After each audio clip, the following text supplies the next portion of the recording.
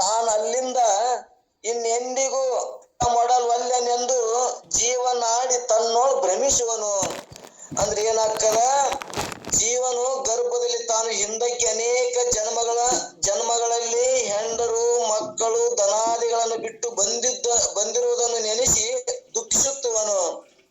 ಅಂದ್ರ ಏನಾಗಿದೆ ಅಲ್ಲಿ, ಆ ಪ್ರಪಂಚದ ಮ್ಯಾಗಿನ ಮೋಹ ಕಮ್ಮಾಗಿಲ್ಲ. ನಾ ಹೆಂಡ್ರ ಮ್ಯಾಗ ದುಡ್ಡಿನ ಮ್ಯಾಗ ಆ ಮಾಡಿದಂತ ಮನೆಯಾದಿಗಳ ಮ್ಯಾಗ ಏನಾಗಿದೆ ಇವಾಗ ಇನ್ನ ಮೋಹ ಕಮ್ಮಾಗಿಲ್ಲ. ಪ್ರಾರಬ್ಧ ಮ್ಯಾಗ ದೇಹ ಬಿದ್ದು ಹೋಗ್ಯದ. ಅದನ್ನು ಕೂಡ ಇವ್ ಸ್ಮರಣಾಗಿರ್ತದ. ಆ ಸೂಕ್ಷ್ಮ ಶರೀರದೊಳಗೆ ಎಲ್ಲಾ ಇರ್ತದಲ್ಲಿ. ಆ ಇನ್ಬಾಕ್ಸಿನೊಳಗೆ ನಾವು ಏನೇನ್ ತುಂಬ್ಕೊಂಡಿರ್ತೀವಿ ಮೊಬೈಲ್ನಾಗ ಎಲ್ಲಾ ಇರ್ತಾವ. ಅವು ತಕ್ಕೊಂಡಾಗ ಅವಾಗ ಏನಾಗ್ತದಲ್ಲಿ ಸ್ಮರಣ ಬರ್ತದ. ನಾನು ಇಷ್ಟೆಲ್ಲಾ ಬಿಟ್ಟು ಬಂದಿನಲ್ತ ಅದನ್ನು ದುಃಖವನ್ನ ಅಳ್ತಾನಂತಲ್ಲಿ. ಅದನ್ನು ದುಃಖನ ಮಾಡ್ಕೋತಾನ. ಮುಂದೇನ್ ಮಾಡ್ತಾನವ, ಅನೇಕ ಇಷ್ಟೆಲ್ಲಾ ದುಃಖ ಇಷ್ಟಲ್ಲದೆ ಇನ್ನು ಮುಂದೆ ನಾನು ಈ ಗರ್ಭವನ್ನು ಬಿಟ್ಟು ಹೊರಗೆ ಹೊರಟು ಹೋದರೆ ಅನೇಕ ದುಃಖಗಳನ್ನು ಕಾಯ್ದುಕೊಂಡು ಕುಂತಿರು. ಮತ್ತೆ ಇಷ್ಟು ನಿನ್ನೆ ನಮ್ಮ ಹಿರೇಮಠ ಪೂಜ್ಯರು ಧಾರವಾಡ ಗುರುಗಳು ಇದನ್ನೇ ಬಹಳ ಚರ್ಚೆ ಮಾಡಿದ್ರು.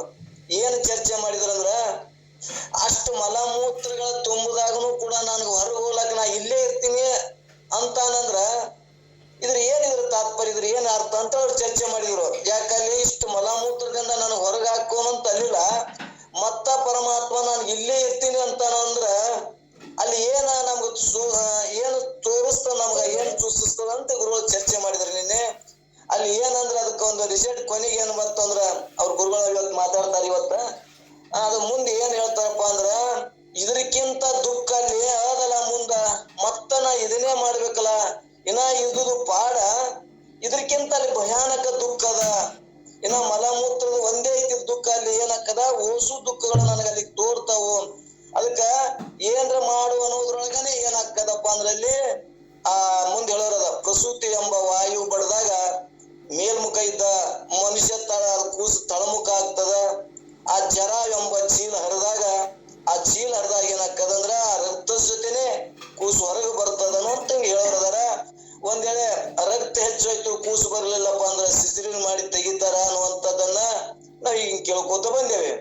ಹಂಗ ಅಲ್ಲಿ ಏನಂತಂದ್ರ, ಅಂತ ಹೊಲಸ ಮಲಮೂತ್ರದೊಳಗೆ ಇದ್ದಾಗ ಕೂಡ ಈ ದೇಹ ನಾನಂತೇಲೋ ನಿನಗೆ ಹೇಸಿಗೆ ಬರುವುದಿಲ್ಲಲ್ಲ ಅನ್ನುವಂಥದ್ದು ನಮ್ಗೆ ಹೇಯ ಮಾಡಿ, ನಮ್ಗೆ ಅಸಹ್ಯ ಮಾಡಿ ಬೇಯ್ದು ಹೇಳಕತ್ತಾರ ಅವ್ರು. ಹಿಂಗೆ ಹೇಯ ಮಾಡ್ಕೊಂಡ್ರ ನೀ ಇನ್ನ ಈ ಬದುಕಿ ಈ ದೇಹಕ್ಕ ನಾನು ನಾಕ್ ಹೋಗುದಿಲ್ಲ, ಈ ದೇಹದೊಳಗಿದ್ದು ಇಂತ ಯಾವಾರು ಮಾಡಕ್ನು ಹೋಗುದಿಲ್ಲ. ನೀನ್ ಏನ್ ಮಾಡ್ತೇಪ್ಪ ಅಂದ್ರ, ಈ ದೇಹವೇ ನಾನಲ್ಲ, ನಾನು ಆತ್ಮನೇ ದಿನ ತಂದಾಗ ದೇಹಕ್ಕೆ ಅಕ್ಕದಂದಾಗ ನನಗೇನ್ ಅಕ್ಕದನೋ, ನಾನು ಹೆಂಗಪ್ಪ ಅಂದ್ರ ನಾನು ಬಯಲು ಸ್ವರೂಪದಿನಿ ಅಂತೇಳಿ ದೃಷ್ಟಾಂತ ರಾಗಗಳು ಸಾಕಷ್ಟು ಸಲ ಕೊಟ್ಕೊತ ಬಂದಿವಿ.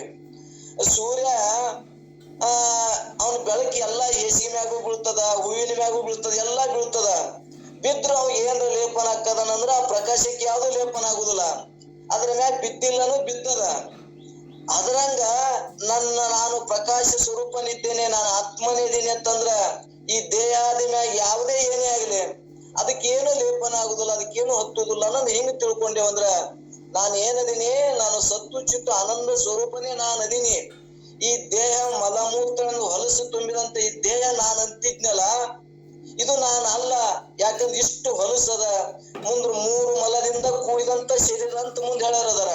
ತಾಯಿ ಮಲ, ತಂದೆ ಮಲ, ಕಾರ್ಮಿಕ ಮಲ, ಮತ್ತ ಮಾಯಾಮಲ ಮತ್ತು ಅಣುಮಲ, ಈ 3 ಮಲದಿಂದ ಕೂಡಿದಂತ ಈ ಹೇಯವಾದ ಶರೀರಕ್ಕೆ ನಾನ್ ಅಂತೀನಲ್ಲ ಅಂತೇಳಿ ಅಲ್ಲಿ ಏನಾಕಾರ ನಮ್ಗೊಂದ್ ಜರ ಹೇಯ ಮಾಡಿ ತೋರ್ಸಕತ್ತಾರ. ಯಾರಿಗೆ?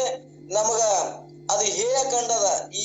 ಈ ಜನ್ಮ ಏನೈತಪ್ಪ ಅಂದ್ರೆ ಈ ದೇಹ ನಾನಂದ ಸಂಬಂಧ ನನಗೆ ಎಷ್ಟು ದುಃಖ ಆಗ್ತದ ಅನ್ನೋ ನಮ್ಗೆ ತೋರ್ಯದೀಗ. ಅದಕ್ಕೆ ನಾನು ಏನ್ ಅನ್ಬೇಕಾಗ್ಯದಪ್ಪ ಅಂದ್ರೆ ಇಲ್ಲಿ ಆ ಬಯಲು ಸ್ವರೂಪ ಆತ್ಮ ನಾನು ಅದೀನಿ ಅಂತಂದಾಗ ಏನಕ್ಕದ, ನನಗಾಗುದಿಲ್ಲ. ಈ ದೇಹಕ್ಕಂತ ಭಿನ್ನ ನೋಡುವಂತ ಶಕ್ತಿ ಈ ಸತ್ಸಂಗದಿಂದ ಗುರುತಾಕ್ಕದ. ನಾನ್ ಇದ್ದದ್ದು ಹಂಗೆ ಅದ. ಮತ್ ಇದ್ರ ಗುರುತಾಕ್ಕದಂದ್ರೆ ಬ್ಯಾರೆ ಆಯ್ತು, ಈಗ ಬ್ಯಾರೆ ಆಯ್ತು ಅನ್ನೋದಿಲ್ಲ. ನಾನು ಪೂರ್ವದಲ್ಲಿನೂ ಹಂಗೆ ಇದೀನಿ. ನನಗ್ ಗುರುತಾಲಾರ್ಕ ಈ ದೇಹದ ನಾನು ಅಂದಾಗ ತದಾತ್ಮ ದೇಹದ ಬಾನ ಆಗಿ ನನಗ ದೇಹ ನಾನು ಅಂತಂದಾಗ ಏನಾಗಿದೆ, ಇದು ಎಲ್ಲವೂ ಕೂಡ ನನಗೆ ಅಕ್ಕದಲ್ಲ. ದೇಹಕ್ಕೆ ಮಲ ಮೂತ್ರ ಅಲ್ಲಿ ಒಳಗಿದ್ದದ್ದು ಮೊದಲಿಂದು ಮುಂದ್ ಹೋಗಿಂದ ಇದು ನನಗೆ ಅಕ್ಕದಲ್ಲ ಅಂದ್ರ ಈ ದೇಹದ ಅನಾತ್ಮ ವಸ್ತು ಆತ್ಮನಾಗ ಹಾಕೊಂಡಾನಿವ. ಆತ್ಮನೇ ಶರೀರಕ್ಕೆ ನಾನಂದ ಸಂಬಂಧ ಏನಾಗಿದೆ, ಇಷ್ಟು ದುಃಖವನ್ನು ಅನುಭವಿಸ್ತಾನ. ಇದ್ರಾಗ ಸ್ವಲ್ಪ ಬೇರ್ಪಡಿಸಿ ಇದು ನಾನು ಏನದೀನಿ, ನಾನು ಸ್ವಯಂ ಪ್ರಕಾಶ ಅನ್ನೋದೀನಿ, ನಾನು ಬೆಳಗಾವದೀನಿ. ಇವು ಎಲ್ಲವೂ ಇಂದ್ರಿಯಗಳು ದೇಹಾದಿ ಅವರುಗಳು ತೋರ್ತಾವು, ಇವು ದೃಶ್ಯದಾವ ಅನ್ನುವಂಥದ್ದು ಅನುಭವಕ್ಕೆ ಬತ್ತು ಅಂದ್ರ ಅವಾಗ ನಾನೇನದೀನಿ, ನಾನು ಯಾವುದಕ್ಕೂ ಲೇಪಣಿಲ್ಲ, ನನಗೆ ದುಃಖನೇ ಇಲ್ಲ ಅನ್ನುವಂಥದ್ದನ್ನ ನಮ್ಗೆ ಅನುಭವಕ್ಕೆ ಬರ್ತದ ಅನ್ನುವಂಥದ್ದನ್ನ ನಾವು ತಿಳ್ಕೊಬೇಕಾಗ್ತದ. ಇದಕ್ಕೊಂದು ನಂದೇ ಒಂದು ದೃಷ್ಟಾಂತ ಹೇಳ್ತೀನಿ. ನನಗ ಒಮ್ಮೆ ಒಂದು ಸಂದರ್ಭ ಅಂತ ಹೇಳಿದ್ರೆ ಅನುಭವಕ್ಕೆ ಬರ್ತದ. ಒಮ್ಮೆ ನನಗ ಒಂದು ಏನಾಗಿತ್ತಪ್ಪ ಅಂದ್ರ, ಒಂದು ಕಾಲಿಗೆ ಹಿಂಬುಡಕ್ ಅದೊಂದು ಏನೋ ರೋಗ ಆಗಿತ್ತು. ಅದು ಹಿಂಬುಡು ಸೂಲೇನಂದ್ರು. ಅದು ಇಷ್ಟು ಹೊಡಿತಿತ್ತು, ಇಷ್ಟು ತ್ರಾಸ ಮಾಡ್ತಿತ್ತು. ಅದು ಇಷ್ಟು ತ್ರಾಸ ಅಂದ್ರೆ ಅದು ನೋಡಬಾರ್ದು. ಎಲ್ಲರೂ ಮನೆಯವರು ಒಂದ್ ತಾಸ ಅರ್ಥ ಮಾಡಿದ್ರು, ಏನು ನಿನ್ ತ್ರಾಸ ಆಗ್ತದೆ, ಏನು ಒದ್ದಾಡ್ತೇಪ್ಪ ಅಂತ ಎಲ್ಲರೂ ಬಂದು ಎಲ್ಲರೂ ಅದಕ್ಕೆ ಸ್ವಾಂತನ ಹೇಳಿದ್ರು. ಆದ್ರೆ ಯಾರು ಹೇಳಿದ್ರು ಅದನ್ನ ಕಮ್ಮ ಆಗ್ಲಿಲ್ಲ. ಇಲ್ಲ ದವಾಖಾನಿಗೆ ಹೋದ್ರೆ ಕಮ್ಮ ಆಗ್ತದ ಅಂತೇಳಿ ಅಲ್ಲಿ ಏನೋ ದುಡ್ಡು ಹಾಕಿ ಅದು ಮಾಡಿದ್ರೆ ಕಮ್ಮ ಆಗ್ತದ ಅಂತ ಅಲ್ಲಿ ದುಡ್ಡು ಹಾಕಿ ಏನೇನೋ ಖರ್ಚು ಮಾಡಿದೇವೆ. ಅದು ಮಾಡಿದ್ರು ಅದಕ್ಕೆ ಏನು ಊಟ ಹೋಗ್ಲಿಲ್ಲ, ಅಟ್ಟು ಹೊಡಿದು ಅದೊಂಥರ ಹೊಡಿದು. ಒಂದ್ ದಿವ್ಸ ನೋಡಿದ್ರು ಈ ಬಂಧು ಆಗ್ಲಿ ಬಳಗಾಗ್ಲಿ ಈ ರೊಕ್ಕ ಹಾಕುದು ಎಲ್ಲಾನು ಒಂದ್ ದಿವ್ಸ ನೋಡಿದ್ರು. ನಾನು ಒಂದ್ ದಿವ್ಸ ಇವ್ರೆಲ್ಲರೂ ನನ್ನವ್ರದ ಅಂತ ನಾನು ಬಹಳ ಅದ್ರ ಮ್ಯಾಗ ಅವಲಂಬನೆ ಇಟ್ರು ಕೂಡ ದುಃಖ ಕಮ್ಮ ಆಗ್ಲಿಲ್ಲ. ದುಃಖ ಅದಿಷ್ಟು ನೋವು ಅನಿಸ್ತಿತ್ತು. ಆಯ್ತು, ಒಂದ್ ದಿವ್ಸ ಆಯ್ತು. ಮರುದಿವ್ಸ ಒಂದ್ ದಿವ್ಸ ಪೂರಾ ನಿಂತ್ಗೆಟ್ಟಿದ್ದೆ. ಅವಾಗ ಇವ್ರೆಲ್ಲರೂ ನೋಡಿದ್ರು. ಅವರು ಒಂದ್ ದಿವ್ಸ ಕೂತಿದ್ರು. ದವಾಖಾನೆ ಆಗಿತ್ತು, ಎಲ್ಲ ಆಗಿತ್ತು. ಹೇಳೋರು ಏನ್ ದಾರ ಕಟ್ಟುದೆಲ್ಲ ಆಗಿತ್ತು. ಏನಾದ್ರೂ ಕಮ್ಮ ಆಗ್ಲಿಲ್ಲ. ಏನಪ್ಪಾ ಇದು ಅಂತ ತಿಳ್ಕೊಂಡು ಎಲ್ಲಾರು 11 ಆಯ್ತು, ಎಲ್ಲರೂ ಮಕ್ಕೊಂಡ್ಬಿಟ್ರು. ನಾ ಇನ್ನು ಹೊತ್ತು ಉಣ್ತಾನೆ ಹೆಂಗ್ ಹೊತ್ತುಗಳಿಬೇಕು ಅಂತೇಳಿ ದುಃಖ ಆಯ್ತು. ಏನಪ್ಪಾ ಇದು ಅಂತೇಳಿ ಹಿಂದಿಂದೂ ದುಃಖ ಆಯ್ತು, ಮುಂದಿಂದು ದುಃಖ ಆಯ್ತು. ಯಾರು ನನ್ನವ್ರಿಲ್ಲಲ್ಪ, ಇದಕ್ಕೆ ಇದಕ್ ಪರಿಹಾರ ಕಾಣಬೇಕು ಅಂತೇಳಿ ಆ ಸಂಕಟಕ್ಕೆ ಭಗವಂತ ನೀನ್ ಏನ್ರ ಮಾಡು ಅಂತೇಳಿ, ನಿನ್ ಬಿಟ್ಟು ನನಗೆ ಯಾರು ಇಲ್ಲ ಅಂತೇಳಿ ಭಗವಂತನ ಸ್ಮರಣ ಮಾಡಕತ್ತೆ. ಆ ಭಗವಂತನ ಪರಮಾತ್ಮ ಸಿದ್ಧಾರೂಢ, ನೀ ಹೆಂಗ್ ಮಾಡ್ತೆ ಮಾಡು ಸಿದ್ಧಾರೂಢ, ನಿನ್ ಕೈಯಾಗದ, ನನಗೆ ಇಷ್ಟು ಯಾರು ಇಲ್ಲ, ಇವ್ರು ಇಲ್ಲ, ರೊಕ್ಕನು ಇಲ್ಲ, ಏನು ಸಂಬಂಧ ಇಲ್ಲ. ಈ ದುಃಖವನ್ನ ಪಾಪ ಮಾಡಿ ನಾನೇ ಅನುಭವಿಸ್ಬೇಕಾಗ್ಯದ. ಹೆಂಗ್ ಈ ದುಃಖ ಅನುಭವಿಸ್ಲಿ ಅಂತೇಳಿ ಒಂದ್ ಸ್ವಲ್ಪ ಸ್ಮರಣ 10 ಸ್ಮರಣ ಮಾಡಿದೆ. ನಿನ್ ಬಿಟ್ಟು ನನಗೆ ಯಾರು ಇಲ್ಲ ಪರಮಾತ್ಮ ಅಂತ 10 ದುಃಖ ತೆಗೆದು ನೀನೇ ನೋಡ್ ಸಿದ್ಧಾರೂಢ ಏನ್ರ ಮಾಡು ಅಂತ ಅನುವತ್ನ ಭಾವದಾಗ ಏನಾಯ್ತಂದ್ರ ಒಂದಿಷ್ಟು ಮನಸ್ಸು ಶಾಂತ ಆದಂಗ ಆಯ್ತದು. ಲಕ್ಷ್ಯ ಕಡೆ ಬಂತು. ಆ ಲಕ್ಷ್ಯ ಆತ್ಮನ ಕಡೆ ಬಂದಾಗ ಅದ್ರ ಬಾನ ಕಮ್ಮ ಆಯ್ತದ. ಕಮ್ಮಾಗಿ ಏನಾಯ್ತು, ಒಂದ್ 10 ನಿಮಿಷನೇ ನಿದ್ದೆ ಹತ್ತಿ ಬಿಡ್ತು. ನಿದ್ದೆ ಹತ್ತನ ಒತ್ತೊಣತನೂ ಗುರ್ತಾಗ್ಲಿಲ್ಲ. ಅವಾಗ ಅನಿಸ್ತು, ಭಗವಂತ ನಿಂದ ಎಂತ ಅದ್ಭುತ ಶಕ್ತಿ. ಮುಂಜಾನೆ ಎದ್ದು ಅನಿಸ್ತು, ಇವ್ ಯಾವ ಏನೋ ನಾನ್ ನಂಬ್ಕೊಂಡಿನಲ್ಲ, ಈ ಯಾವ ನನ್ನದಲ್ಲ, ದೇಹನೂ ನನ್ನದಲ್ಲ. ಎಷ್ಟು ದುಃಖ ನಾನ್ ದವಾಖಾನೆ ತೋರಿಸಿದೆ, ಏನು ದೇವ್ರನ್ನ ಎನಿಸಿದೆ, ದೇವ್ರನು ಬರ್ಲಿಲ್ಲ, ಬಂಧು ಬಳಗನು ಏನು ತಗೊಳಿಲ್ಲ. ಇದನ್ನ ಕೊಟ್ಟವ ಯಾರಪ್ಪ ಅಂದ್ರ ನಾ ಮಾಡಿದ ಪಾಪ ನಾನೇ ಅನುಭವಿಸ್ಬೇಕಲ್ಲ. ಭಗವಂತನ ಕಣ್ಣು ತೆರೆದ ಮಾತ್ರ ಸಿದ್ಧಾರ್ಥ ಕರುಣೆ ಆಯ್ತು ಅಂದ್ರ ಆ ದುಃಖನೂ ಕೂಡ ಹೋಗ್ತದ ಅನ್ನುವಂಥದ್ದು ಅವಾಗೆ ನನ್ಗೊಂದು ಪ್ರತ್ಯಕ್ಷ ಜ್ಞಾನ ಆಯ್ತು. ಆದ್ರ ಅವಾಗ ನಾನು ಸಿದ್ಧಾರ್ಥ ನಿನ್ ಬಿಟ್ರೆ ನನಗೆ ಯಾರು ಇಲ್ಲಲ್ಲಪ್ಪ ಅನ್ನುವಂಗ ಭಾವ ಯಾವಾಗ ಗಟ್ಟಿ ಆಯ್ತು ಅಂದ್ರೆ ಆ ದುಃಖ ಹೋಯ್ತು. ಯಾವಾಗ ಅದು ಅನ್ಬೇಕು ಅನ್ನಿಲ್ಲ. ದೇವ್ರ ಎಲ್ಲ ಕಾಯಿ ಹೊಡೆದೇವಿ, ಬೇಡ್ಕೊಂಡೇವಿ, ಏನು ಮಾಡಿದ್ರೆ ಆಗ್ಲಿಲ್ಲ. ಈಗ ಯಾರು ಇಲ್ಲಿ ಬಿಟ್ರೆ ನಿನ್ ಬಿಟ್ರೆ ಸಿದ್ಧಾರೂಢ ಹೆಂಗ್ ಮಾಡ್ತೀವಿ ನೋಡತ್ತಂದ್ರ ಹೊತ್ತೊಣ್ತನ ನಿದ್ದೆ ಆಯ್ತು. ಇನ್ ಹೇಳೋದು ಯಾಕೆ ಹೇಳ್ತೀವಪ್ಪ ಈ ಕಥೆ ಅಂದ್ರ, ಈ ಸಿದ್ಧಾರೂಢ ಬಂದ್ರ ಪರಮಾತ್ಮಗ ನಾವ್ ಎಲ್ಲತನ ಮರೆ ಹೋಗುದಿಲ್ಲ. ಅಲ್ಲತನ ಆ ದುಃಖನ ಮಾತ್ರ ನನಗ ಅನುಭವಿಸುದು ಸತ್ಯನೇ. ಯಾವಾಗ ನಿನ್ ಬಿಟ್ರೆ ನನಗೆ ಯಾರು ದಿಕ್ಕ, ಯಾವ ರೊಕ್ಕ ರೂಪಾಯಿ ಹೆಂಡ್ರು ಯಾರು ನನ್ನವ್ರಲ್ಲ ಅಂತ ನಾವು ಪೂರಾ ಯಾವಾಗ ಭಾವ ಕೈ ಎತ್ತೇವೆ, ಅವಾಗ ಆತ್ಮನ ಭಾವ ಅನ್ನೋದು ಅದು ನಿದ್ದೆ ಅಂತ ಆನಂದ ಯಾವುದಲ್ಲ. ಅಲ್ಲಿ ಬ್ರಹ್ಮಾನಂದ, ನಾ ಬ್ರಹ್ಮಾನಂದವನ್ನು ಅನುಭವಿಸಿ ಮುಂಜಾನೆ ಎದ್ದುಗಳೇ ಆ ನೋವಿನ ಕಡೆ ಲಕ್ಷ್ಯ ಹೋಲಿಲ್ಲ. ಆದ್ರೆ ಎಂತ ನಿಂದ ಕೃಪಾಪ ಎಷ್ಟು ಆನಂದ ಆಯ್ತಲ್ಲ ಅಂತೇಳಿ ನಾನು ಇದು ಪ್ರತ್ಯಕ್ಷ ಅನುಭವ ಆಗಿ ಕಂಡದ್ದು ಹೇಳ್ತೀನಿ. ಹಂಗ ಆ ಗರ್ಭದೊಳಗಿದ್ದ ಇವು ಎಲ್ಲವೂ ಸ್ಮರಣೆ ಆಗ್ತಾವ. ಯಾವಾಗ ಆ ಸ್ಮರಣ ಇರ್ತದ, ಮತ್ತೇನಾಗ್ತದಪ್ಪ ಅಂದ್ರೆ ಅಲ್ಲಿ ಪ್ರಸೂತಿ ಎಂಬ ಒಂದು ಗಾಳಿ ಅದ್ರ ದಿನ ಆಗಿರ್ತದ. ಅಲ್ಲಿ ವೈಷ್ಣವ ಮಾಯಿ ಅಂತ ಬರ್ತದ. ವೈಷ್ಣವ ಮಾಯಿ ಬಂದಲ್ಲಿ ಏನೋ ಮುಸುಕ್ ಹಾಕಿ ಆ ಸಿಡಿಲು ಬಡ್ದಾಗ ಅಂದ್ರೆ ಏನು, ಆ ಸುತ್ತಿಗೆ ತಗೊಂಡು ಬಡ್ದಾಗ ಮ್ಯಾಗಿದ್ದ ಮನುಷ್ಯ ತಳಗ್ ಬರ್ಬೇಕಂದ್ರ ಅಲ್ಲಿ ಎಂತ ಬಡತಿ ಬಿದ್ದಿರ್ಬೇಕ. ಆ ಬಡತಿ ಬಿದ್ದಾಗ ಕೂಸು ಏನಾಗ್ತದ, ತಳಮುಖವಾಗಿ ಬರ್ತದ. ಮುಂದ ಆ ರಗತ್ತು ಬರ್ತದ, ವೀಣಿಯಿಂದ ರಗತ್ತು ಬರ್ತದ, ರಗತ್ತದೊಳಗೆ ಚೀಲ ಹರಿತದ, ಹರಿದಾಗ ಕೂಸು ಬರ್ತದ ಹೊರಗ ಅನ್ನುವಂಥದ್ದನ್ನ ಇಲ್ಲಿ ಹಿಂಗ ನಾವು ತಿಳ್ಕೊಂತ ಬಂದೇವಂದ್ರ, ಅಂದ್ರೆ ದೇಹಕ್ಕೆ ಇಷ್ಟ ನಾನಂದ್ರ ಇಷ್ಟ ದುಃಖದ, ಇಷ್ಟ ಪಾಪದ, ಈ ದೇಹ ನಾನು ಅಲ್ಲ ಅನ್ನುವತ್ತ ಇಷ್ಟೆಲ್ಲ ಪರಮಾನುಭೂತಿ ನಮ್ಗ್ ಜ್ಞಾನ ಮಾಡಿ ಒತ್ತಿ ಒತ್ತಿ ಹೇಳಕತ್ತದ. ಆದ್ರೂ ಕೂಡ ನನಗೆ ಏನಾಗ್ಯದ ಅಂದ್ರ ದೇಹದ ಅಭಿಮಾನ, ದೇಹದ ಅಹಂಕಾರ, ದೇಹವೇ ನಾನು ಅನ್ನುವಂಥದ್ದು, ಇವು ಮೂರು ನನ್ನಿಂದ ಬಹಳ ಗಟ್ಟಿಯಾಗಿ ಆಗ್ಯಪ್ಪ ಅಂದ್ರ ಎಷ್ಟು ಕೇಳಿದ್ರು ಹೇಳಿದ್ರು ಕೂಡ ಹೋಗೋದಲ್ಲ. ಇದು ಏನು ಸೂಚಿಗ ಅನ್ನುವಂಥದ್ದನ್ನ ಅದಕ್ಕೆ ನಾವು ಹೊಳ್ಳಿ ಹೇಯ ಮಾಡಿದಾಗ ಒಮ್ಮೆರ ನಮ್ಮ ಹೃದಯ ಗ್ರಂಥಿ ಛೇದನ ಆಯ್ತು ಅಂದ್ರ ಹೃದಯ ಗ್ರಂಥಿ ಗಂಟಾಗ್ಬಿಟ್ಟದದು. ಈ ದೇಹ ನಾನು, ಈ ದೇಹಕ್ಕೆ ಸಂಬಂಧಪಟ್ಟು ಎಲ್ಲ ನಂದು ಅನ್ನೋದು ಏನಾಗ್ಯದ, ನಮ್ಗ ಹೃದಯ ಗ್ರಂಥಿ ಗಂಟಾಗ್ಬಿಟ್ಟದ. ಯಾವಾಗ ಇಂಥ ಮಾತುಗಳನ್ನ ಕೇಳಿದಾಗ ನನ್ನ ಮನಸ್ಸಿನಿಂದ ಆಯ್ತು ಅಂದ್ರ, ಆ ಹೃದಯ ಗ್ರಂಥಿ ಛೇದನ ಆಯ್ತು ಅಂದ್ರ, ರಗತಾಡಕತ್ತು ಅಂದ್ರ ನನಗೇನಾಗ್ತದ, ಹೌದಲ್ಲಪ್ಪ ನಾನಿದ್ದದ್ದು ಹಿಂಗದ, ನಾನಿದ್ದದ್ದು ಆತ್ಮನೇ ಇದ್ರು ಕೂಡ ಇದು ಅನಾತ್ಮ ವಸ್ತು, ಮಲಮೂತ್ರ ತುಂಬಿದಂತ ಮೂರು ಮಲಗಳಿಂದ ಕೂಡಿದಂತ ಶರೀರ ನಾನಂತೀನಲ್ಲ ಅಂತೇನಾಗ್ತದ. ಅವಾಗ ಅವಾಗ ಮನಸ್ಸಿನಿಂದ ಆಗಿ ತೋರ್ತು ಅಂದ್ರ, ಆ ಮನಸ್ಸು ಆತ್ಮನೊಳಗೆ ಬೆರೀತು ಅಂದ್ರ ಅವಾಗ ಏನಾಗ್ತದ, ಹೃದಯ ಗ್ರಂಥಿ ಛೇದನ ಆಗ್ತದ ಅನ್ನುವಂಥದ್ದನ್ನ ನಾವು ಇಲ್ಲಿ ಗಟ್ಟಿ ಮಾಡ್ಕೊಬೇಕಾಗಿದೆ. ಅಂದಿಲ್ಲ ನಾವು ಇಂದಿಲ್ಲ ನಾಳೆ ಇಂದ್ರ ನಮ್ಗ ಆ ಹೃದಯ ಗ್ರಂಥಿ ಛೇದನ ಆಗ್ತದ. ಯಾಕ ನಾವು ಪರಮಾತ್ಮನ ಮೊರೆ ಹೊಕ್ಕೀವಿ. ದೇಹಾದಿ ಬುದ್ಧಿಗಳಿಗೆ ನಾವ್ ಏನ್ ಮಾಡೀವಿ, ಈಗ ಜಿಗುಪ್ಸೆ ತೊಡಕತ್ತೀವಿ. ಈ ದೇಹಾದಿಗ ಸಂಬಂಧಪಟ್ಟ ನಾಮ ಹೆಸರ ರೂಪಗಳು, ಈ ಗೌರವಗಳು, ಈ ಅಹಂಕಾರಗಳು ನನಗೆ ಏನಾಕತ್ತಾವ, ಈಗ ಇಂಥ ವಿಷಯಗಳ ನೆಪ್ತದಾಗ ನಷ್ಟ ಆಗಕತ್ತಾವ ಅಂದ್ರ ನನಗೂ ಕೂಡ ನಾನು ಇಂದಿಲ್ಲ ನಾಳೆ ಆ ಪರಮಾತ್ಮನ ಜ್ಞಾನ ಮಾಡ್ಕೊಂಡೇ ತೀರ್ತೀನೋ ಅಂತ ಹಿಂಗ ನಮ್ಗೆ ಛಲ ಗಟ್ಟಿ ಆಯ್ತು ಅಂದ್ರ ಆ ಪರಮ ಸುಖವನ್ನೇ ಅನುಭವಿಸ್ತೀನಿ. ವಿಷಯ ಇಂದ್ರಿಯಾದಿಗಳ ಸುಖ ನನಗ್ ಬೇಡ, ಆ ಪರಮಾತ್ಮನ ಸುಖ, ಪರಮಾನುಭೂತಿ ಸುಖವನ್ನು ಅನುಭವಿಸ್ತೀನಿ ಅನ್ನುವಂಗ ನಮ್ ಹೃದಯ ಗಟ್ಟಿ ಆಗ್ಲಿ ಅನ್ನುವಂಗ ಮಾಡಿ ಅವ್ರು ಹೇಳಕತ್ತಾರ. ಇದಕ್ಕೆ ಯಾಕಂದ್ರೆ ಹಿಂಗ ನಮ್ಗೆಲ್ಲರಿಗೂ ಇದು ಅನುಭವ, ನಾವ್ ಎಲ್ಲರೂ ಅನುಭವಿಸ್ತೀವಿ. ಯಾಕಂದ್ರೆ ನಮ್ಗೆ ಮೂರು ಅವಸ್ಥೆ ಜ್ಞಾನ ಅದ. ಜಾಗೃತ ಅವಸ್ಥೆ ಜ್ಞಾನ ಅದ, ಸ್ವಪ್ನ ಅವಸ್ಥೆ ಜ್ಞಾನ ಅದ, ಸುಷುಪ್ತಿ ಅವಸ್ಥೆ. ಮೂರು ಅನುಭವಿಸ್ತೀನಿ. ಮೂರು ಅವಸ್ಥೆಗಳು ಇಂದ್ರಿಯಗಳ ಇದ್ದಾಗನು ಅನುಭವ ಅದ, ಅಲ್ಲಿ ಇಂದ್ರಿಯಗಳು ಇಲ್ಲಾರ್ದಾಗ ನೆನದ ಅನುಭವಿಸಿದ್ದು ಅನುಭವನು ನನಗೆ ಗುರ್ತದ. ಸುಷುಪ್ತಿ ಅವಸ್ಥೆ ಏನು ಇಲ್ಲದಗಳಿಗೆ ಆನಂದ ಪಟ್ಟದ್ದು ನನಗೆ ಅದು ಅನುಭವ ಅದ. ಅಲ್ಲಿ ಇಂದ್ರಿಯಗಳಿಲ್ಲ, ದೇಹ ಇಲ್ಲ, ವಿಷಯಗಳಿಲ್ಲ, ಮೂರು ಇಲ್ಲದೆ ಆನಂದವನ್ನ ಪಟ್ಟದ್ದು ನನಗೆ ಅದನ್ನು ಅನುಭವ ಅದ. ಯಾಕ ನಾನು ಸಾಕ್ಷಿ ಅದೀನಂದ್ರಿಂದ ಈ ಮೂರು ಅವಸ್ಥೆ ನಾನು ಅರಿತೀನಿ. ನಾನು ಸಾಕ್ಷಿ ಅದೀನೇನೋ ಅನ್ನೋದ್ರಿಂದ ನನಗೆ ಅಲ್ಲಿ ಪ್ರತ್ಯಕ್ಷ ಜ್ಞಾನ ಅದ. ಅದೇನ ಮತ್ತೊಬ್ರು ಹೇಳಿದಲ್ಲ, ಗ್ರಂಥ ಹೇಳಿದ ಅಪರೋಕ್ಷ ಬೇಕಾಗಿಲ್ಲ. ನನ್ನ ನಿದ್ದೆ ಆನಂದ, ಪರಮಾನಂದ ಆನಂದ ಅನುಭವಿಸಿದ್ದು ನನಗ ಪ್ರತ್ಯಕ್ಷ ಸಾಕ್ಷಿದಿಂದ ಅನುಭವಿಸಿದ ಅನುಭವ ಅದ. ಹಂಗ ಇವು ಎಲ್ಲವೂ ಕೂಡ ನಮ್ಗ ತುಚ್ಚಾಗಿ ಇಂದ್ರಿಯಗಳಿಂದ ತೋರುವಂತ ಏನು ಸುಖಾದಿಗಳೇನ ಅದಾವಲ್ಲ, ಇವು ತುಚ್ಚಾಗಿ ಬಂದು ಅಂದ್ರ ನಮಗ ಅಸಹ್ಯಾಗಿ ತೋರಕತ್ತು ಅಂದ್ರ ಅವಾಗ ನನ್ನ ವೃತ್ತಿ ಏನಕ್ಕದ ಆ ಪರಮಾತ್ಮನೊಳಗೆ ಬೆರೀತದ ಅನ್ನುವಂಥದ್ದನ್ನ ನಾವಿಲ್ಲಿ ಗಟ್ಟಿ ಮಾಡ್ಕೊಳ್ಳೋಮ. ಅಂದ್ರೆ ಇಲ್ಲಿ ಮೂರು ಅವಸ್ಥೆಗಳು ಅಲ್ಲಿ ಅದು ವಿಷ್ಣು ಮಾಯೆ ಬಡದ ನಾನು ಮರ್ಸಿ ಮತ್ತ ದೇಹಾದಿ ಬುದ್ಧಿ ಮತ್ತ ಅದಕ್ಕೆ ಏನಾಗ್ತದ ಶುರು ಆಗ್ತದ ಅನ್ನುವಂಥದ್ದನ್ನ ಇಷ್ಟೇ ಈ ಪದ್ಯದೊಳಗೆ ಹೇಳುವಂತ ಸೂತ್ರ. ಮುಂದೆ ಏನ್ ಹೇಳ್ತಾರ, ಮುಂದ ಜೀವನು ನಾನು ಈ ಗರ್ಭದಿಂದ ಹೊರಗೆ ಹೋದರೆ ದುಃಖಗಳೇ ಅಧಿಕವಾಗಿ ಬರುವುದು. ಆದ್ರಿಂದ ನಾನು ಹೊರಗೆ ಹೋಗ್ಲಿಕ್ಕೆ ಒಲ್ಲೆ, ಕಿಂತು ಒಳಗೆ ಇರುತ್ತೇನೆ. ದುಃಖವು ನನಗೆ ಸುಮ್ಮನೆ ಎಲ್ಲಿಂದ ಪ್ರಾಪ್ತವಾಯಿತು ಈಗೆಂದು ಚಿಂತಿಸುತ್ತಿರಲು ಅದೃಷ್ಟವಶಾತ್ ಬೇರೊಂದು ಅವಸ್ಥೆ ತೋರಿದಂತೆ ವೈಷ್ಣವ ನಾಮಕದ ಮಾಯು ತಕ್ಷಣದಲ್ಲಿ ಮುಚ್ಚಿಬಿಡುವುದು. ಅಂದ್ರ ಹಿಂಗೆಲ್ಲ ನೆಪ್ತದಾಗ ಆ ಪ್ರಾರಬ್ಧ ಮ್ಯಾಗ 9 ತಿಂಗಳು ಆದಾಗ, ಅದು ದಿನ ಆದಾಗ ಅದು ಏನಾಗ್ತದ, ಅದು ಎಲ್ಲವೂ ಸ್ಮರಣ ಇರ್ತದ. ಆ ವೈಷ್ಣವ ಮಾಯೆ ಅಂತ ಅನ್ನೋದು ಮಾಯಲ್ಲೇನ ಮುಸುಕಾಗ್ತದ. ಅಂದ್ರೆ ಇಲ್ಲಿ ಏನ್ ಹೇಳ್ಕೊತ ಬಂದ್ರು ಅಂದ್ರೆ ಇಲ್ಲಿ ಮತ್ತೊಂದು ಪ್ರಾಪ್ತಿ ಆಗ್ತದ. ಅದೃಷ್ಟವಶಾತ್ ಬೇರೊಂದು ಅವಸ್ಥೆ, ಈ ಅವಸ್ಥೆ ಅದನ್ನ ಅಲ್ಲಿ ಇದ್ದ ಅವಸ್ಥೆಯನ್ನು ಮರಿಸಿ ಮತ್ತೆ ಇದೊಂದು ಅವಸ್ಥೆ, ಮತ್ತೊಂದು ಅವಸ್ಥೆ ತೋರ್ತದ. ಯಾಕೆ ತೋರ್ತದಲ್ಲಿ ವೈಷ್ಣವ ನಾಮಕವಾದ ಮಾಯೆ ತಕ್ಷಣದಲ್ಲಿ ಮುಚ್ಚಿ ಬಿಡುವುದು.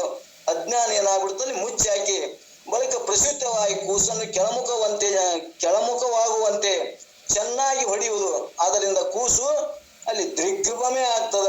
ಅಂದ್ರಲ್ಲಿ ಏನಾಗ್ತದ, ದಿಗ್ಭ್ರಮ ಉಳ್ಳದಾಗ್ತದ ಅನ್ನುವಂಥದ್ದನ್ನ ಇಲ್ಲಿ ಹೇಳ್ಕೊತ ಬಂದ್ರು. ಆ ಹುಡುಗ ಅದ ಮೊದಲಿಂದ ಎಲ್ಲ ದಿಗ್ಭ್ರಮ ಅಂದ್ರೆ ಮೊದಲಿಂದ ಮರೆತು ಅದು ಒಂಥರ ವೈಷ್ಣವ ಮಾಯ ಬಿಡದಾಗ ಹುಚ್ಚಿನ ಗತಿ ಕುಂದಿರ್ತದ ಅನ್ನುವಂಥದ್ದನ್ನ ಇಲ್ಲಿ ದೇಶದ ಮುಂದ ಅದನ್ನೇ ಕೂಡ ನಾವು ಹೇಳ್ಕೊತ ಬಂದೇವಿ. ಈಗ ಯೋನಿ ರಂಧ್ರದೊಳು ನುಸುಳಿ ಪರಮಡು ತನ್ನ ಪಾನದಿಂದ ತಾನು ವರ್ಧಿಸಿ ಮಾನಿನಿ ಕೇಳು ಮತ್ತು ಜೀವ ತಾನೆಂದು ನಮಸ್ಕರಿಪನು. ಅಂದ್ರೆ ಇಲ್ಲಿ ಏನ್ ಹೇಳಿದ್ರು, ಈ ಶರೀರವೇ ನಾನು, ಸ್ತ್ರೀಯಳೇ ಅಂದ್ರೆ ಮೈತ್ರಿ ದೇವಿ ಕೇಳು, ಜೀವನು ಶರೀರದಲ್ಲಿ ಜೀವನು ಆತನು ಶರೀರವೇ ತಾನೆಂದು ನಂದೆಂದು ಭಾವಿಸಿ ಸಂಸ್ಕರಿಪನು ಅಂತ ಸಂಸ್ಕಾರ ಉಳ್ಳವನಾಗುವನು, ಈ ದೇಹವೇ ನಾನು ಅಂತೇಳಿ ಮತ್ತ ತಾಯಿ ಮೇಲೆ ಹಾಲು ಕುಡಿದು ಮತ್ತೆ ಇದೇ ಸಂಸ್ಕಾರ ಉಳ್ಳವನಾಗ್ತಾನ. ಅದನ್ನೆಲ್ಲವನ್ನೂ ಮರಿತದಲ್ಲಿ. ಯಾಕ ಸಿಡಿಲು ಬಡ್ದಾಗ ವೈಷ್ಣವ ಮಾಯಿ ಬಂದು ಮುಸುಕ್ ಹಾಕಿದಾಗ ಅದು ಮತ್ತ ಮರಿಸ್ತದ ಅನ್ನುವಂಥದ್ದನ್ನ ನಮಗೂ ಶಾಸ್ತ್ರ ಕೇಳೋ ಮುಂದೆ ಹೌದಲ್ಲ ಖರೆ ಅನಿಸ್ತದ. ವೈರಾಗ್ಯ ಇರ್ತದ, ಎಷ್ಟು ವೈರಾಗ್ಯ, ಪ್ರಸೂತಿ ವೈರಾಗ್ಯನ ಕೇಳ್ತೇವೆ, ಮತ್ತ ಸ್ಮಶಾನ ವೈರಾಗ್ಯ, ಶಾಸ್ತ್ರ ವೈರಾಗ್ಯ ನಮ್ಗೆಲ್ಲರಿಗೂ ಅನಿಸ್ತದ. ಮತ್ತ ಶಾಸ್ತ್ರ ಬಿಟ್ಟಗಳೇ ಮತ್ತ ಅದೇ ಪ್ರಪಂಚದ ಆಕಾರವೇ ಮತ್ತೆ ದೇಹಾದಿ ಬುದ್ಧಿನೇ ಸತ್ಯ. ಒಂದಿಷ್ಟು ಶಾಸ್ತ್ರ ಬಿಟ್ಟಾಗ ಅದೇ ಚಿಂತನೆ ಅದೇ ಸ್ಮರಣದಾಗ ನಮ್ ಇರಾಕ್ ಬತ್ತು ಅಂದ್ರೆ ಮುಂದೆ ಇರಾಕ್ ಬರ್ತದ. ಮತ್ತ ಇದನ್ನ ಬಿಟ್ಟು ದೇಹಾದಿ ಬುದ್ಧಿನೇ ಸತ್ಯ ಅಂತೇಳಿ ಮಾಡ್ತೇವಿ, ಮತ್ತ ಅದ್ರಾಗೆ ತೋರಿಸ್ಕೋತೀವಿ. ಅದಕ್ಕೆ ನಿನಗೆ ಹೇಯಬಾರದೆ ಅಂತೇಳಿ ಅವ್ರು ಏನಪ್ಪ ಅಂದ್ರ ಇಲ್ಲಿ ಹೇಳ್ಕೋತ ಹೊಂಟಾರ. ನಿನಗೆ ಹೇಯನೇ ಬರೋದಲ್ಲ, ಅಸಹ್ಯ ಅನ್ಸೋದಲ್ಲ, ಮತ್ತೆ ಈ ದೇಹಾದಿ ಬುದ್ಧಿನೇ ಸತ್ಯ ಅಂತೆಲ್ಲ ಅಂತೇಳಿ ತಿಳಿಸೋರದಾರ. ಮೇಲಕ್ಕೆ ಮುಖವುಳ್ಳ ಕೂಸು ಯಾವಾಗ ಕೆಳಮುಖವಾಯಿತು ಆಕೆ ಜರಾವೆಂಬ ಚೀಲ ಹರಿದು ಹೋಗುವುದು, ಯೋನಿ ಮಾರ್ಗದಿಂದ ರಕ್ತ ಪ್ರವಾಹ ಆರಂಭವಾಗುವುದು, ಅದರೊಡನೆ ಕೂಸು ಜಾರಿ ಹೊರಗೆ ಬರುವುದು. ಬಂದ ನಂತರ ದೇಹವು ಅನ್ನ ನೀರುಗಳಿಂದ ಬೆಳೆದು ದೊಡ್ಡದಾಗಿ ಆ ದೊಡ್ಡದಾಗಲು ಆ ದೇಹವೇ ನಾನು, ಈ ಜೀವನೇ ದೇಹ ನಾನು ಅಂತ ಏನ್ ಮಾಡ್ತಾರ ಮತ್ತೆ ಅದನ್ನೇ ತಿಳ್ಕೊತಾನ ಅಂತೇಳಿ ಹೇಳ್ತಾರ. ಅದಕ್ಕ ಅಂದ್ರೆ ಮತ್ತೆ ಸೇವೆ ಮಾಡಕ ಈ ದೇಹ ತಾನಲ್ಲ, ತಂದೆ ತಾಯಿಗಳ ರೇತೋ ರಕ್ತಗಳ ಪರಿಣಾಮವಾಗಿತ್ತು ಅಂತ ಹೇಳ್ತಾರ. ಈ ದೇಹ ಹೆಂಗೈದಪ್ಪ ಅಂದ್ರೆ ಮತ್ 3 ಮಲಗಳನ್ನ ಮತ್ತಿಲ್ಲಿ ಹೇಳೋರದಾರ. ಏನ್ ಹೇಳ್ತಾರಂದ್ರ ವನತೆ ಕೇಳು ತರುವಾರು ಕೌಶಿಕಮಯ ಮನೆ ಚರ್ಮ ರುಧಿರ ಮಾಂಸಗಳು. ಏನಪ್ಪ ಅಂದ್ರೆ ಇಲ್ಲಿ ದೇಹದಲ್ಲಿರುವ 3 ತಾಯಿ ಅಂಶಗಳು ಅಸ್ಥಿ ಮಾಂಸ ನರ ಇವು ತಂದೆಯು, ಮತ್ತೆ 2 ಕೂಡಿದ್ದು ಅಣುಮಲ, ಇವು 3 ಮಲಗಳಿಂದ ಆದಂತ ಇದು ಶರೀರ ಅಂತೇಳಿ ಅವ್ರು ಹೇಳೋರದಾರ. ವನತಿ ಕೇಳ ತರುವಾರು ಕೌಶಿಕಮಯವನೇ ಚರ್ಮ ರುಧಿರ ಮಾಂಸಗಳು. ಜನನೆಯ ರುಧಿರಾಂಶ ಎನ್ನಲು ಮಜ್ಜವಿರಲು ಜನಿಕನ ರೇತಾಂಶ ಎನಿಪವು. ಅಂದ್ರೆ ಜನನ ಅಂದ್ರೆ ಇಲ್ಲಿ ಜನಿನ ಅಂದ್ರೆ ಇಬ್ರು ಕೂಡಿದ್ದು ಏನಾಯ್ತಲ್ಪ ಅಂದ್ರೆ ಈ 3 ಮಲಗಳಿಂದ, ತಾಯಿಯು 3 ತಂದೆಯು 3 2 ಕೂಡಿದ್ದು ಒಂದು ಏನಾಯ್ತು ಅಣುಮಲ ಅಂತೇಳಿ 3 ಮಲಗಳಿಂದ ಕೂಡಿದಂತ ಈ ಶರೀರಕ್ಕ ನಾನಂತೀಯಲ್ಲ ಎಂತ ಅಜ್ಞಾನಿ ಅಲ್ಲವೇ ಜೀವನೇ, ನೀನ್ ಅಜ್ಞಾನಿ ಇದೆಯಲ್ಲ. ಮತ್ತ ಇದು ಹಿಂಗ್ ಹೊಲಸಿಂತ ಶರೀರ ಕೂಡ್ಯದ, ಈ ಶರೀರಕ್ಕೆ ಮತ್ತ ನಾನೇ ಅಂತೆಲ್ಲ ಅಂತಿಲ್ಲ ಅವ್ರು ಹೇಳೋರದಾರ. ಈ ದೇಹದಲ್ಲಿರುವ ಚರ್ಮ ರಕ್ತ ಮಾಂಸ ಈ 3 ತಾಯಿ ಅಂಶಗಳು. ಅಸ್ಥಿ ಮಜ್ಜ ನರ ಅಂದ್ರ ಅಸ್ಥಿ ಮಾಂಸ ಮತ್ತು ನರ ಇವು ತಂದೆಯ 3 ತಂದೆಯ ರೇತಸ್ ಅಂಶಗಳು.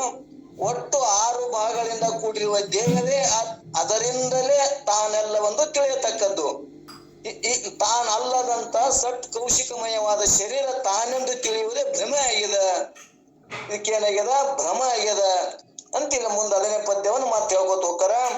ಅಲ್ಲಿ ಏನ ತಾತನ ರೇತು ಎಂಬುದು ಕರ್ಮ ಎನಿಪುದು, ಮಾತೆ ರುಧಿರ ಎಂಬುದು ಮಾಯೆಯ, ರೇತೋ ರಕ್ತದ ಮೇಳ ಎಂಬುದು ಅಣುಮಲ.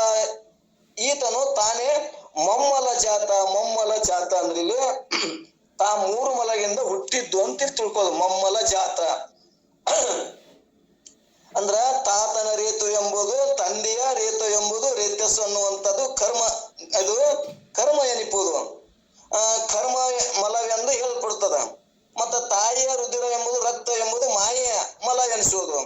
ರೇತೋ ರಕ್ತ 2 ವೀರ್ಯ ಮತ್ತು ಅದರ ಕೂಡುವಿಕೆಯಿಂದ ಏನಾಗಿದೆ ಅಣುಮಲ ಏನಾಗ್ಯದಲ್ಲ, ಇದು ಅಣುಮಲ ಅಂತೇಳಿ 3 ಮಲಗಳಾಗ್ಯಾವು ಅಂತ ಇಲ್ಲಿ ಅವ್ರು ಹೇಳೋರದಾರ. ಇಲ್ಲಿ ಏನ್ ಹೇಳ್ತಾರ, ತಂದಿ ವೀರ್ಯವೇ ಕರ್ಮ ಮಲ ಎನಿಪುದು, ತಾಯಿ ರಕ್ತವೇ ಮಾಯಾಮಲವೆನಿಪುದು, ರೇತೋ ರಕ್ತಗಳ ಕೂಟವೇ ಅಣುಮಲವೆನಿಪುದು. ಈ 3 ಮಲಗಳಿಂದ ಉತ್ಪನ್ನವಾದ್ದರಿಂದ ಈ ಶರೀರವು ಮಲಮಯವಾಗಿದೆ. ಹೇಗೆಂದರೆ ತಂತುವಿನಿಂದ ರಚಿತವಾದ ಪಟವು ತಂತುಮಯವಾಗಿರುವಂತೆ ದೇಹವು ಮಲಮಯವಾಗಿದೆ. ತಾನು ಶುದ್ಧ ಚಿನ್ಮಯನಾಗಿರುತ್ತಾನೆ. ಈ ದೇಹವು ತಾನಲ್ಲವೆಂದು ತಿಳಿಯತಕ್ಕದ್ದು ಅಂತೇಳಿ ಹೇಳ್ಕೊತ ಬಂದಾರ. ಅಂದ್ರ ತಂತುಗಳಿಂದ ರಚಿತವಾದ ಪಟವು ತಂತುಮಯವಾಗಿರುವಂತೆ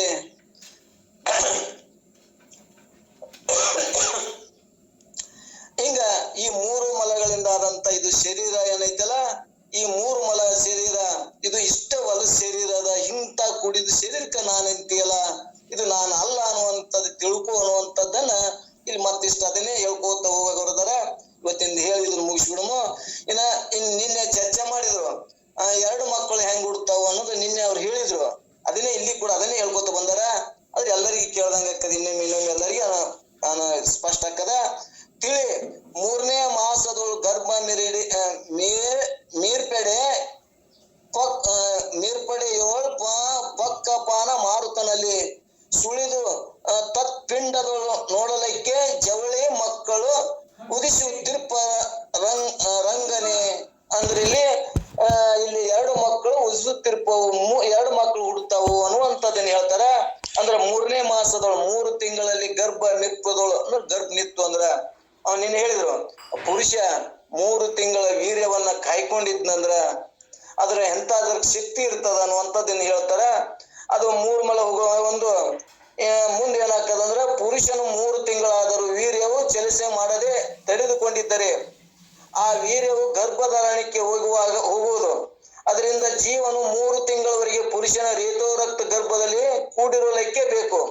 ಅನಂತರ ಪುರುಷನು ಸತಿಯೊಡನೆ ರತಿ ಕ್ರೀಡಾಸಕ್ತನಾಗಲು ಸ್ತ್ರೀ ಪುರುಷರ ಸಂಯೋಗದಿಂದ ಪರಪೀಡಿತವಾದ ಅಪಾನವಾಯು, ಅಲ್ಲಿ ಏನಾಗ್ತದಂದ್ರ ಅಪಾನವಾಯು ಅಂತ ಮೊದಲು ಹೇಳ್ಕೊತ ಬಂದೇವೆ. ಸಮಾನ ವ್ಯಾನ್ ಉದಾನ ಅಪಾನವಾಯು ಗುದದ್ವಾರದೊಳಗಿದ್ದ ಅಲ್ಲಿ ಕೆಲಸ ಮಾಡ್ತೇವೆ ಅಂತ ಹೇಳ್ತಾರಲ್ಲ, ಆ ಅಪಾನವಾಯು ವೀರ್ಯದ ಸ್ಥಳದಲ್ಲಿ ಸೇರಿಸಿ ಅಂದ್ರೆ ಅದು ಆ ವೀರ್ಯ ಹೋಗೋ ಮುಂದೆ ಏನಾಗ್ತದ ಅದು ವಿಭಾಗ, ಆ ಗಾಳಿ ಬಡದು ಅಲ್ಲಿ ವಿಭಾಗ ಮಾಡ್ತಾ ಒಂದು ಎಷ್ಟು ಸೂಕ್ಷ್ಮ ಇರ್ತದ ನೋಡಲ್ಲಿ. ಅಂತ ಸೂಕ್ಷ್ಮ ಒಂದ ಹನಿ ರೇತು ಅಲ್ಲಿ ಏನಾಗ್ತದಂದ್ರ ಅಪಾನವಾಯು ಬಡದಾಗ ಅದು 2 ಭಾಗ ಆಗಿ ಅಲ್ಲಿ ಏನಾಗ್ತದಂದ್ರ 2 ಉತ್ಪತ್ತಿ ಆಗ್ತಾವ ಅಂತ ಅವ್ರು ಹೇಳ್ತಾರ. ಅಂದ್ರೆ ಇಲ್ಲಿ ಆ ವೀರ್ಯ ವಿಭಾಗ ಮಾಡುತ್ತದೆ. ಆ ವಿಭಾಗ ವೀರ್ಯದ 2 ಬಿಂದುಗಳು ಸ್ತ್ರೀ